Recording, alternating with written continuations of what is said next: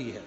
एक एक बेटा बेटी जो कंपटीशन एग्जाम में बैठने वाले होते हैं, पढ़ने वाले होते हैं, दुकानदार, व्यापारी, महिलाएं, सब कल का इंतजार करती हैं कि सावन की शिवरात्रि का ऑनलाइन पूजन होगा, हम पार्थिव शिवलिंग का पूजन करेंगे, शंकर जी कुबेर भंडारी हमारे घर में आएंगे, साल भर हमारा भंडार खाली नहीं होगा, हमारा घर परिपूर्ण होगा, बड़ा होगा।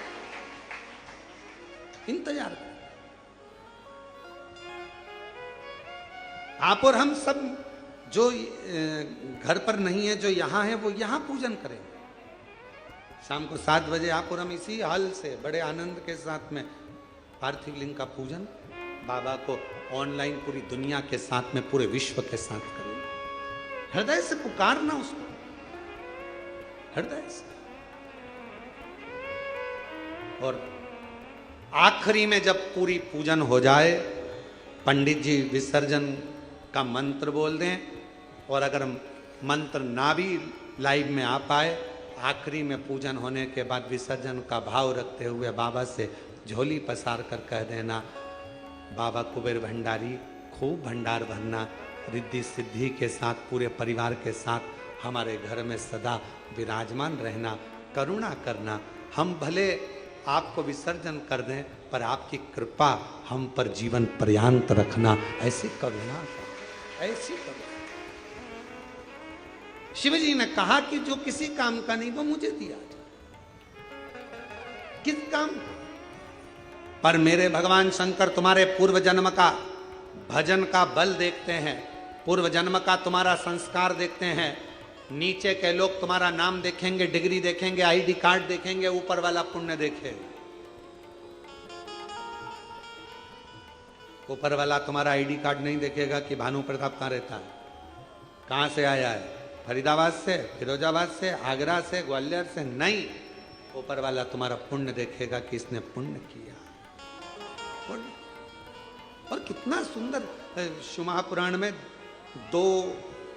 एक शमी पत्र, बेलपत्र, मंदार, धतूरा, इन सब की बड़ी महत्वता होती है, बड़ी। कल शिवरात्रि की पूजन में लाल फूल, श्वेत फूल, गेहूं के दाने, काली मिर्च,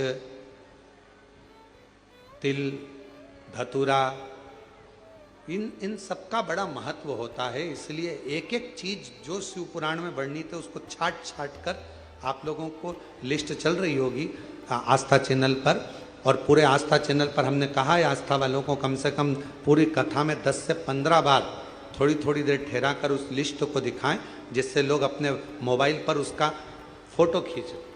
अगर मोबाइल से सभी से कहेंगे कि वो जब लिस्ट दिखाई जाए पूजन सामग्री की, तो आप अपने मोबाइल से फोटो खींच लो, और जितने आपके मोबाइल में ग्रुप जुड़े हुए हैं व्हाट्सएप पर, सबको फोटो खींचा हुआ और लिख कर डाल दो कि कल शाम को 7 बजे से 8 बजे तक ऑनलाइन शिव जी का अभिषेक शिवरात्रि के पावन अवसर पर, और उसके पूजन की लिस्ट ये है। साथ में आप अपना नाम भी डाल दो कि मेरी तरफ से श्री शिवाय नमस्तुभ्यम, और आप सब इसको आगे बढ़ाते जाओ। ये शिव तत्व, शिव तत्व, शिव कथा कह रही है, भगवान शंकर का चरित्र कह रहा है। भगवान शिव ने पूर्व का भान देखा। शमी पत्र, मंदार, धतूरा, बेलपत्र, इन सबके पुण्य की महत्वता कितनी कितनी महत्व। शिव महापुराण का एक चरित्र बड़ा सुंदर आता है, और ये कथा हम पहले बात चुके हैं, उस कथा में इसका वर्णन किया था। यदि भगवान गणेश जी की पूजन और भगवान शंकर की पूजन दोनों जब शमी पत्र से करी जाती है, तो शरीर में कैसा भी रोग भरा पड़ा हो, डॉक्टर ने कह दिया कि यह बहुत बेकार रोग है और ये रोग इसका पीछा नहीं छोड़ेगा। यदि आपको डॉक्टर ने कह दिया कि ऐसा है, डॉक्टर की दवाइयाँ लो, जांच कराओ, डॉक्टर को दिखाओ, रिपोर्ट लाओ, पर साथ में 7 स्थान बताए हैं जहां पर शमी पत्र को अगर चढ़ाते रहे तो वो रोग कितना भी बड़ा हो, आखिरी में वो रोग समाप्त हो ही जाता है। 7 स्थान बताए शमी पत्र। अब शमी पत्र के 7 स्थान तो बताएं, पर शमी पत्र की इतनी महत्वता क्यों है, मंदार की इतनी महत्वता क्यों है, गणेश जी की पूजन में, शिव जी की पूजन में इतनी महत्वता क्यों है? 7 स्थान पर शमी पत्र का वर्णन किया गया। 7 शिव महापुराण के वो 7 स्थान शिवलिंग के आप लोग देखेंगे, दर्शन करेंगे। ये मानकर चलिए ये जलाधारी है, ये जहां से जल बहता है वो स्थान है, ये शिवलिंग है। समझ में आ रहा है सबको?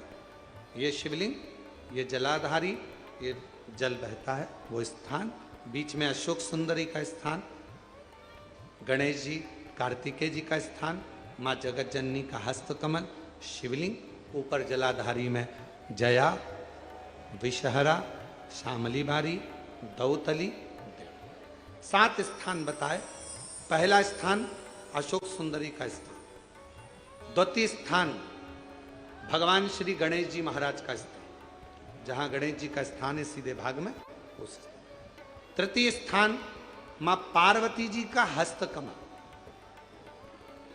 चतुर्थ स्थान भगवान शंकर का शिवलिंग। चौथा स्थान। 5वां स्थान नंदी का उठा हुआ चरण, जो नंदी का पांव उठा हुआ रहता है एक आगे वाला, 5वां स्थान। और 2 शमी पत्र भगवान शंकर के सम्मुख में से अपनी कामना कर 3 बार पंचाक्षर मंत्र का या श्री शिवाय नमस्तुभ्यम का स्मरण कर वो शमी पत्र भगवान शंकर के शिवलिंग पर फिर समर्पित कर दिया जाए। अगर ये 7 शमी पत्र समर्पित कर एक बेलपत्र शिव जी को समर्पित करा जाता है तो धीरे धीरे कैसा भी बड़े से बड़ा रोग हो वो धीरे धीरे कटना प्रारंभ हो जाता है। शमी पत्र की महत्वता, पूजन में वर्णन, शमी की इतनी महत्वता क्यों है, तो शिव महापुराण में यह भी वर्णन किया गया। औरव मुनि के, औरव ऋषि के कोई संतान नहीं थी।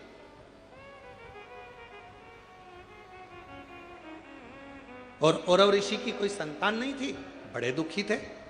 उनकी धर्म पत्नी ने एक दिन औरव ऋषि से पूछा कि संतान की प्राप्ति के लिए क्या करा जाए।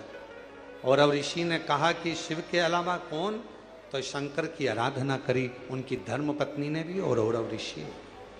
और शिव आराधना का फल ये मिला, धर्म पत्नी प्रदोष काल आता था, शाम के समय भगवान शंकर की आराधना में डूब जाती थी और औरव ऋषि भी शाम के समय शिव की आराधना करते शाम के समय। और नमः शिवाय, ओम नमः शिवाय, नमः शिवाय, ओम नमः शिवाय, श्री शिवाय नमस्तुभ्यं, श्री शिवाय नमस्तुभ्यं। स्मरण में लगे हैं औरव ऋषि। उनकी धर्मपत्नी भी शाम के समय भगवान शंकर का भजन कर रही, बाबा से प्रार्थना करी, रोज शाम के समय पर भगवान शंकर की आराधना करते, पूजन करते, स्मरण करते। शिव जी ने कृपा कर उसका गर्भ ठहर गया।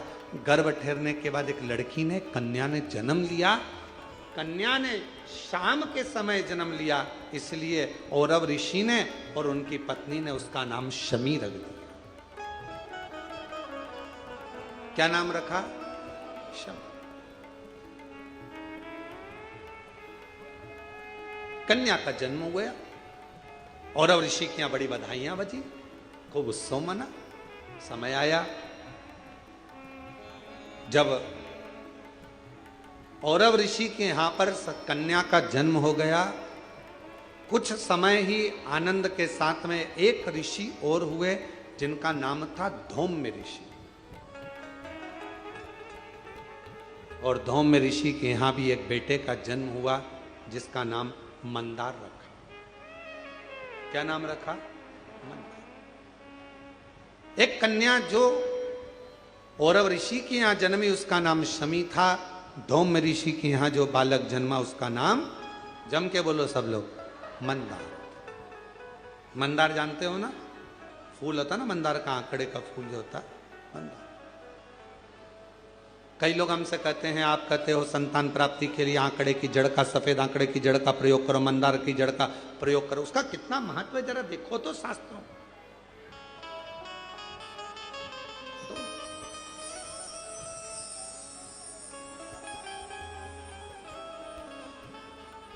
औरव ऋषि की बेटी बड़ी हुई, धौम्य ऋषि का बेटा बड़ा हुआ। दोनों बड़े हो गए, उनका विवाह दोनों ने पक्का कर दिया, औरव ऋषि और धौम्य ऋषि। शमी और मंदार की शादी हो गई। छोटे थे, पहले के समय में छोटी अवस्था में विवाह हो जाता था। आज के समय में तो अवस्था हो जाती है, छोटा समझ में ही नहीं आता कब विवाह करना। पहले लोगों ने विचार करा, पढ़ाओ पढ़ाओ पढ़ाओ पढ़ाओ पढ़ाओ, मना नहीं। फिर नौकरी नौकरी, धंधा पानी, नौकरी नौकरी करते करते कब 30-35 साल के हो गए, विवाह का ध्यान नहीं रहा। फिर बाद में लड़का देख रहे, लड़की देख रहे, विवाह पक्का ना हो पा रहा। फिर ना जाने कहां कहां जाकर, महाराज जी हमारी पत्रिका देखो, महाराज जी हाथ देखकर बताओ, महाराज जी कुछ बताओ, शादी हो जाए, ब्याह हो जाए, जल्दी से ब्याह हो जाए, शादी हो जाए, ऐसा कोई उपाय बताओ, कोई ऐसा काम करो। अरे भाई, जब विवाह का उम्र था, पढ़ो, मना नहीं, खूब विद्याध्ययन कराओ, मना नहीं, काम धंधे से भी लगो, मना नहीं, बिजनेस करो, नौकरी करो, सब करो, पर शादी जैसे एक उम्र होती है कि मिलिट्री में, आर्मी में इतनी उम्र के व्यक्ति को लिया जाएगा, उसके बाद लेते हैं क्या उसको?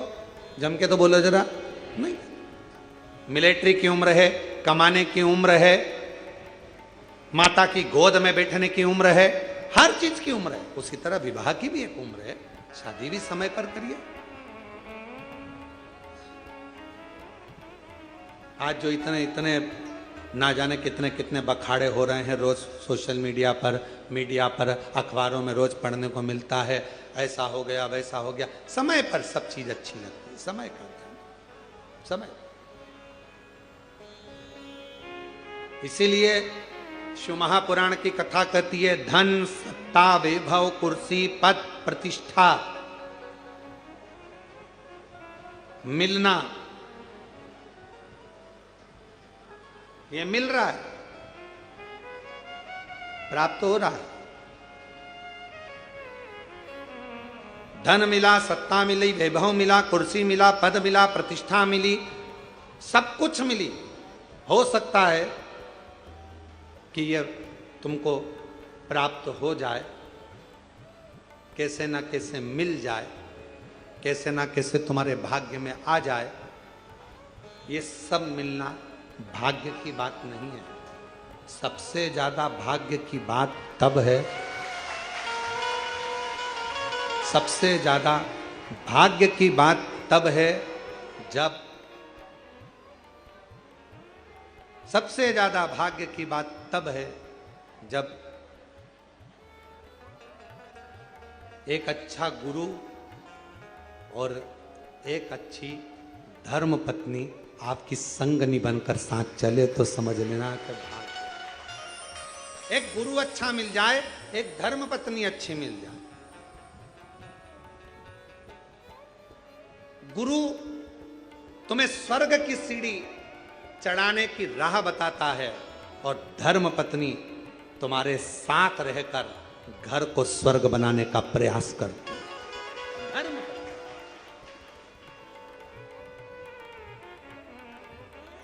घर को स्वर्ग। शिव कथा कर रही है, भगवान शंकर का चरित्र कह रहा है, शिव महापुराण की कथा कर रही है, भगवान शंकर का चरित्र कर रहा है। शमी और मंदार का विवाह हो गया, दोनों की शादी हो गई। शादी होने के बाद मंदार को गुरु जी के घर पर विद्या अध्ययन करने जाना था और उन्होंने अपनी धर्म पत्नी को अपने परिवार के कहने पर मायके में छोड़ दिया, क्योंकि छोटी थी, अभी युवान अवस्था तक वो मायके चले गए। पढ़े लिखे युवान हुए, पत्नी को लेने के लिए पहुंच गए। जब अपनी धर्म पत्नी को लेकर आ गए, घर में रहे, एक दिन उनके मन में आया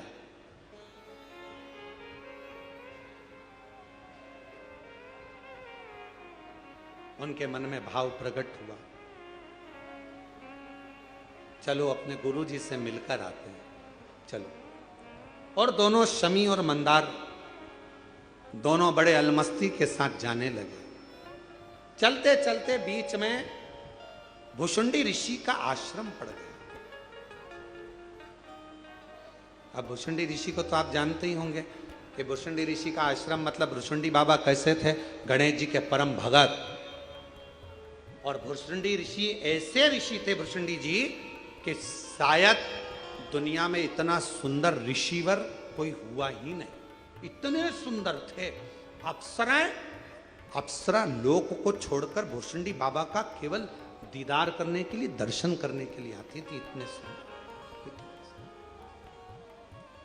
एक दिन भुषुंडी ऋषि के मन में आया कि मैं सुंदर हूं तो अप्सराएं मेरी ओर देखती हैं, भगवान को नहीं देखती, उनकी आराधना नहीं करती, सब लोग मुझे देखते हैं, क्या करूं ऐसी सुंदरता का।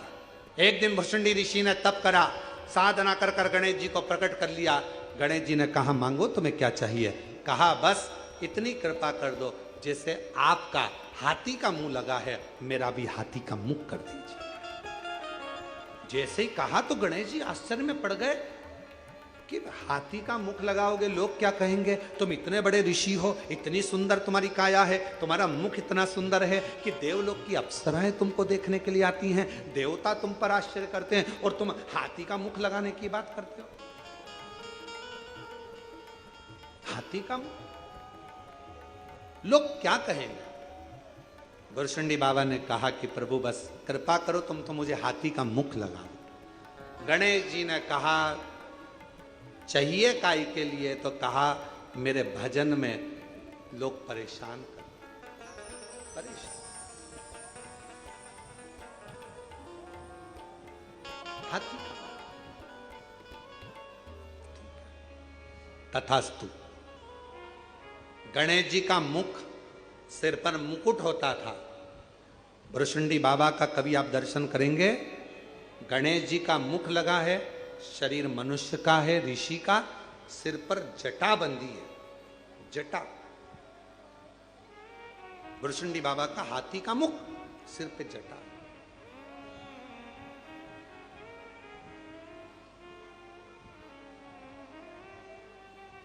भुषुंडी बाबा वहां अपने आश्रम में थे, शमी और मंदार निकल कर जा रहे थे दोनों।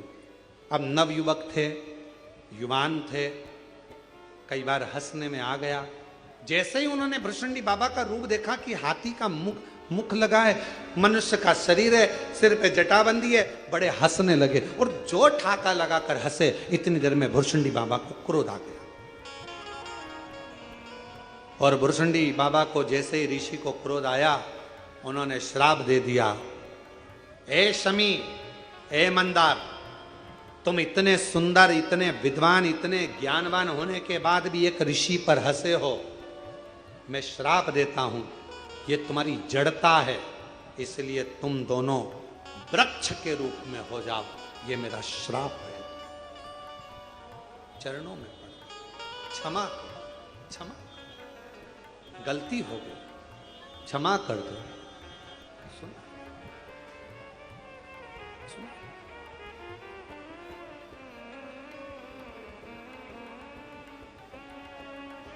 बहुत समय हो गया, ना तो शमी आई ना मंदार आया, ना शमी आती है ना मंदार आता।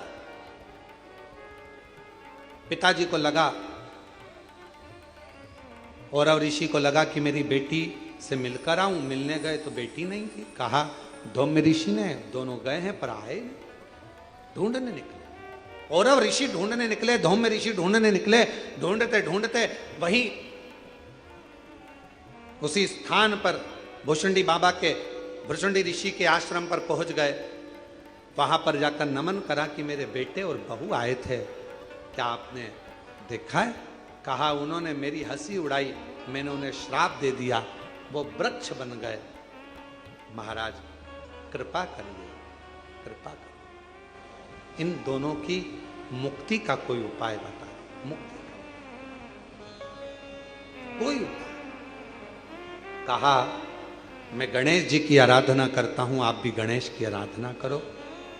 श्राप तो मैंने दिया है, पर श्राप से मुक्त भगवान श्री गणेश जी महाराज कर देंगे। धौम्य ऋषि ने और औरव ऋषि ने गणेश जी की आराधना करना प्रारंभ करी। गणेश जी प्रसन्न तो हो गए। गणेश जी ने कहा मांगो क्या चाहिए। भृशुंडी ऋषि ने मेरे बेटा बहू को श्राप दे दिया है, उन्हें श्राप से मुक्त कर दो। भृशुंडी बाबा से, भृशुंडी बाबा ने तुरंत उसी समय पर गणेश जी महाराज बोले, भृशुंडी ने श्राप दिया, वो तो मेरा परम भगत है, और अगर उसने श्राप दिया है तो मैं उस श्राप को तोड़ नहीं सकता। आप कुछ और मांगना हो तो मांग लो। महाराज क्या मांगे, आप उन दोनों वृक्ष पर कृपा कर दो। गणेश जी महाराज ने कहा आज मैं वचन देता हूं, शिवपुत्र गणेश वर देता है। भगवान शंकर के गणेश कह रहे हैं मैं शिवपुत्र गणेश आज वर देता हूं। ये शमी और मंदार का पेड़ वृक्ष, इसकी पत्ती और इसके फूल जो मेरे पिता शिव जी को समर्पित करेंगे, जो मुझे समर्पित करेंगे, जो उनके मन की कामना होगी वो सारी कामना उनकी हम पूर्ण करेंगे। अब चलते चलते धौम्य ऋषि ने हाथ जोड़ दिए, प्रभु दोनों विषैले हैं, दोनों कटीले हैं, विषैले हैं। अब देवता तो इसको स्वीकार नहीं करेंगे ना। गणेश जी महाराज ने कहा देवता स्वीकार करे चाहे नहीं करे, मेरे भगवान शंकर और मैं मंदार के पुष्प को और शमी के पत्र को स्वीकार करेंगे। जो मनुष्य शमी के पत्र से हम दोनों की आराधना करेगा, मेरे पिता शिव जी की और मेरी आराधना करेगा, भूलवश भी शमी के वृक्ष का दर्शन जिस दिन व्यक्ति को मनुष्य देह में हो जाएगा, शमी के वृक्ष का यदि वो दर्शन भी कर लेगा, उस दिन 12 ज्योतिर्लिंग के दर्शन का पुण्य फल प्राप्त हो जाएगा। शमी की इतनी महत्वता, मंदार की इतनी महत्वता, इतनी। शिव महापुराण की कथा कहती है कितना भी रोगीला व्यक्ति है, कोई बड़ा रोग से ग्रसित व्यक्ति है, वो रोग मिटी नहीं रहा, उसको केवल एक काम चालू कर देना चाहिए, भगवान का पंचाक्षर मंत्र का जाप करे, डॉक्टर से जांच कराए, औषधि ले, डॉक्टर को दिखाए, दवाइयाँ ले, जांचें कराए, डॉक्टर को शिव मानकर उसकी दवाइयों का सेवन करे, साथ में शमी पत्र भगवान शंकर को चढ़ाना प्रारंभ करे। शमी पत्र यदि वो प्रतिदिन नहीं चढ़ा सकता तो सोमवार, शनिवार, कुछ अष्टमी, प्रदोष, शिवरात्रि ऐसी तिथियां हैं जिस दिन भगवान शंकर को शमी पत्र अगर चढ़ाया जाता है तो व्यक्ति के जीवन का कैसा भी रोग हो वो धीरे धीरे समाप्त होता चलेगा। शमी पत्र